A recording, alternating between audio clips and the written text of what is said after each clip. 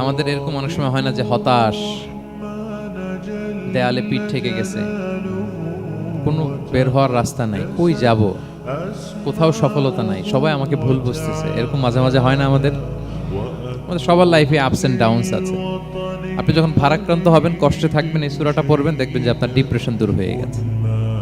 তো আল্লাহর হাবিব সাল্লাল্লাহু আলাইহি ওয়াসাল্লাম যখন এরকম ভারাক্রান্ত ছিলেন, চিন্তিত ছিলেন, তখন আল্লাহর হাবিব সাল্লাল্লাহু আলাইহি ওয়াসাল্লামকে চিন্তামুক্ত করবার জন্য আল্লাহ তাআলা এই চমৎকার সূরাটি নাযিল করেছেন। ওয়াদ-দুহা, আলোর শপথ, ওয়াল-লাইলি ইযা সাজা, রাতের শপথ, যখন রাত নিঝুম নিস্তব্ধ হয়।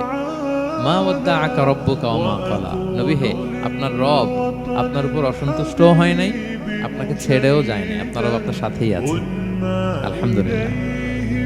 ফিল করবেন যে আল্লাহ আমার সাথে আছে। সবসময় এটা ফিল করতে হবে যে আল্লাহ তাআলা আমার সাথে আছে, তিনি আমাকে ভুলে যান নাই, ছেড়ে যান নাই। আরে তার রহমত ছাড়া তো একটা শ্বাস নেওয়া তো আমার সম্ভব না, ঠিক কিনা বলেন? আল্লাহর রহমত ছাড়া একটি সেকেন্ড এই পৃথিবীতে সার্ভাইভ করা কি আমাদের পক্ষে সম্ভব? না।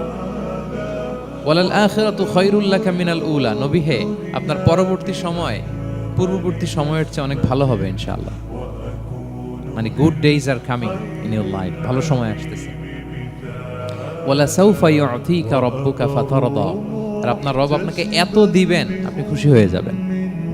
আপনার রব আপনাকে এত দিবেন আপনি নিয়ে কুলাতে পারবেন না। আলাম ইয়াজিদিকা ইয়াতীমান ফাআওয়া, নবী আপনি কি ইয়াতীম ছিলেন না? তিনি কি আপনাকে আশ্রয় দেননি? ওয়া ওয়াজাদাকা দাল্লান ফাহাদা, আপনি পথ খুঁজতেছিলেন, আল্লাহ আপনাকে পথ দেখিয়েছেন।